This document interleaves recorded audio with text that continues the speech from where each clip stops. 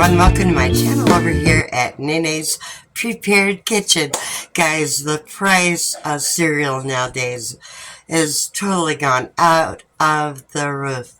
So, I'm going to be making some homemade grape nut cereal today. Have you ever priced out a box of grape nuts? Close to $5 for a little old box of it. So, I'm excited to be making some homemade cereal at home. Hey, if it can save a few dollars in the grocery store, I'm in. So, enough for the talking. Make sure if this is the first time stopping by and you like the channel, go ahead and subscribe. And, of course, hit that like. It really helps my channel. So, alright, here we go. Let's begin. Get the camera aimed down here. I have a bowl that I'm going to be using right here. Get it so you can see it. Okay, so we're going to start out. Okay, the recipe calls for 3.5 cups of whole wheat flour. Okay, I done measured how much I had in here, and I have exactly 3 cups. So for that, I am going to just dump the whole thing in there because I know that there's 3 cups of the whole wheat flour here, and I'm going to adjust the recipe just a pinch to make up for the 1/2 cup of not having enough of the whole wheat flour. Okay, so next thing that is, we are going to put in 1 cup of brown sugar. Now the recipe called for the dark brown sugar, but you work with what you have. I have light brown sugar, so that's what we're going to be using. Right there. Let's add a little bit more. We'll pack it down. Okay, dump it right in there. This is so easy, guys, that you know, you can really make cereal at home. I tried making some Rice Krispies. That didn't turn out, so we'll go with the grape nuts. Alright, now that I have the brown sugar in, we're going to put in 1 teaspoon of baking soda into that. And also 1 teaspoon of salt. I'll go just a little bit less on that, like I say. Grab me a spoon here. Get that all mixed up.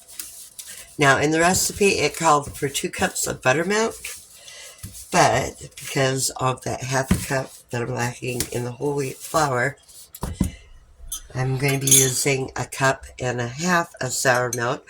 I went ahead and made my own sour milk because I didn't have any, so I added me a couple tablespoons of some lemon juice into that whole milk, and I let it sit for a few minutes. So we're going to go ahead and gradually pour that right into the bowl.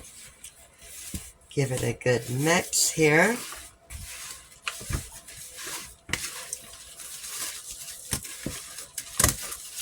Now I can remember my parents eating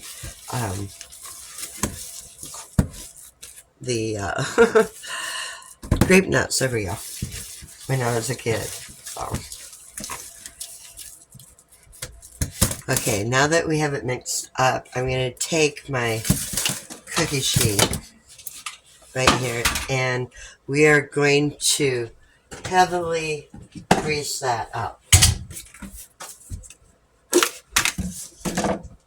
In fact, I think I'm going to grab some parchment paper. Okay, I got my parchment paper, and I got me some shortening on a coffee filter. It was handy. Coffee filters really have quite a few different uses for them. Okay. See? No greasy hands. Now we're going to take and get my cookie sheet turned around here now that it's greased really well.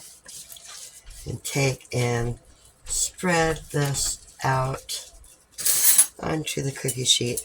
And I'm gonna have my oven set at between 200 and 250 degrees. Get all this out of my bowl here. Okay. Now we're just going to take and spread this thinly over this. Make sure my oven's preheating. I thought I turned it on, but I guess not. Okay. Just spread it. My paper wants to slide with me here. I need those clamps, you know, that go on the ends. Maybe I can get underneath here. Put the paper underneath and let the pan sit on it. Maybe that'll help. Okay.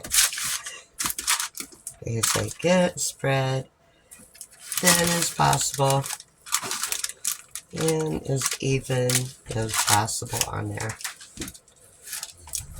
It's not going to be perfect. But it will cook a lot more evenly if it is thinned. Okay, I'm going to finish this, wait for my oven to get up to at least 200 degrees. And when this is in the oven, keep a really close eye on it so it's not going to be burning. But after like 30 minutes, I'm going to go and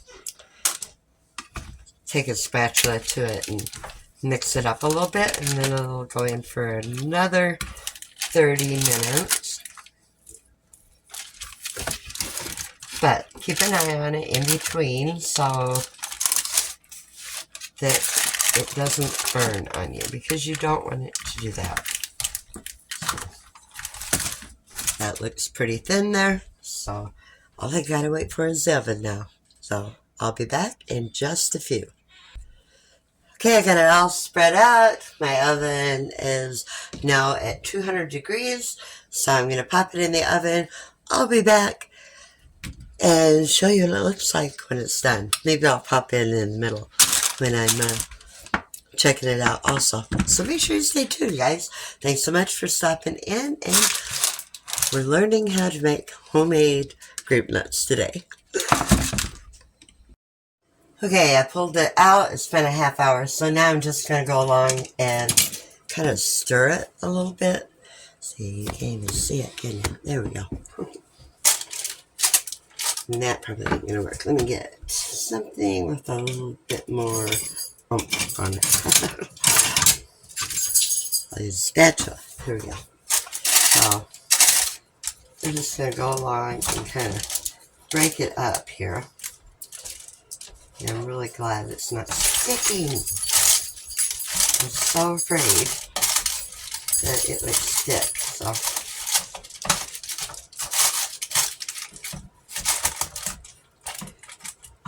just go along. Okay, my camera's shut off on me. So I've just been going. Okay, guys. It is done here. I actually left it in the oven longer than what it said, but I wanted it dry and it didn't feel quite as dry enough, so I just left it in there. And hey, it's nice and crunchy now. Look at that. Homemade grape nuts, but these are bigger chunks. Let me see if I can get you down here. Than what I would want to eat in cereal. I actually tasted one and they are delicious. I could just snack on them like that, tell you the truth.